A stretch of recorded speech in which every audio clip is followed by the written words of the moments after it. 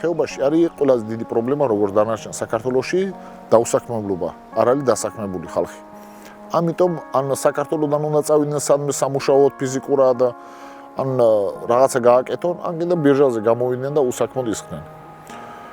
სკოლას ვინც ამთავრებს, ვინც კარგად სწავლობს, მიდის 70%, შეიძლება 60, მაგრამ ნახევარზე მეტი მიდის.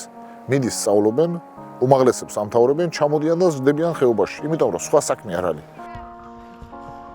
კარგი იქნებოდა სპორტ სკოლები, რომელიც დაგეგმილიც იყო, მე როგორც ვიცი, პროექტიც იყო სოფჭოყოლოში უნდა ეშენებინათ სპორტ სკოლა, მაგრამ ჩააგდეს ეგა, რაზე ვერ გააკეთეს, არ ვიცი.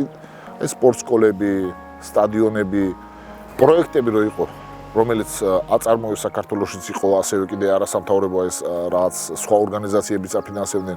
ეს პროექტები ყოველთვის ერთი და იგივე ადამიანი არ უნდა იმარჯვებდეს მან პროექტებში. ცოტა ამ პროექტებში მართლა ვინც რაღაცას გააკეთებს და დასაქმდება და ვინც რაღაცას მართლა მიაღწევს, მაგათთვის უნდა მოხდეს ამ პროექტების დაფინანსება და არა და ერთი და იგივე ხალხი რო იგებენ ყოველთვის მაგ პროექტებს.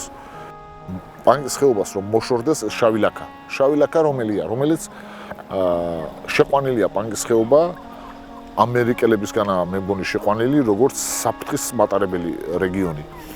და როცა უცხო ევროპელები და ამერიკელები ტურისტი ძალიან იშვიათი ჩამოდის აქ.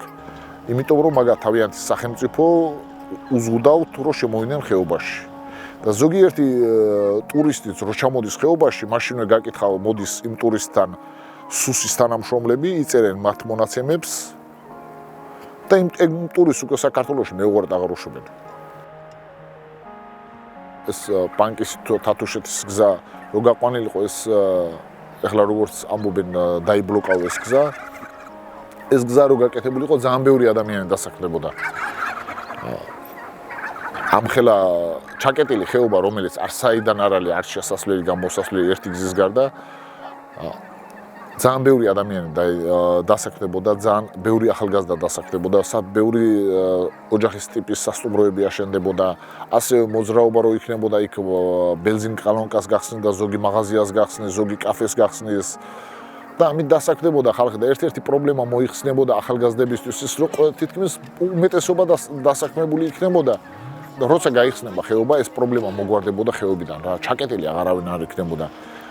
ის სახელი არ იქნებოდა ხეობას დღეს რომ თბილისში რო შეხვდება ზოგი ნაცნობი რო გაიცნობს გნახავს ქისტიხარ ზოგი ესეთ რამის იტყვის ხოლმე რომ ხეობაში რო ჩამოვიდეს საზღვარგარეთის პასპორტი მინდა საზღვრები ამან და პოსტი უნდა გადაულახო აი ეს მითები რაც არის ხეობაზე ეს მითები დაინგრევოდა და გაქრებოდა ამ გზით ეს გზა რო გაიხსნებოდა ძალიან ბევრი სიკეთეს მოუტანდა ხეობას ეს გზა მაგრამ ალბათ ვიღაცის ინტერესებში შედის და ამიტომ დაიბლოკა ახლა ყველა იყო დადებითად განწყობილი დაჟე ბევრი ახალგაზრდა მე ვიცი ეს გზა იძახდნენ ამ ტერიტორიაზე უნდა გავლილიყო ითომ ეს გზა ბევრი ადამიანი ახალგაზრდა ფიქრობდა უკვე იმაზე საბუთებსაც აკეთებდა ზოგიერთს მეც ვისნობ რომელიც ამ გზის ნაპირას აპირებდა ადგილების შესყიდვას იჯარით აღებას ან შესყიდვას რომ აქ სამომავლოდ ან კაფე გაეხსნა ან სასადილო ან რაღაცა დასასვენებელი ადგილი ან რაღაცა თავისთვის ბიზნესი და რაღაცა რო წამოეწყო მაგრამ ყველაფერი წყალში ჩაიყარა